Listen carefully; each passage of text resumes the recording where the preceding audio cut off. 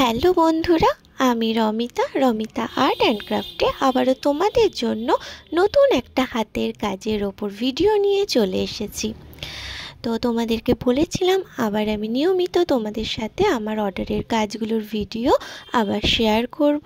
সেই কথা মতন আবারও এই ভিডিওটা তোমাদের সাথে শেয়ার করছি।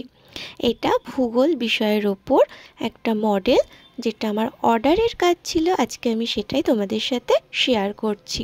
হিমবাহের ক্ষয়কার্যের ফলে গঠিত একটি ভূমিরূপ, যেটা নাম হচ্ছে রসে মতানি, সেটার ওপরই এই মডেলটা আমি বানিয়েছি।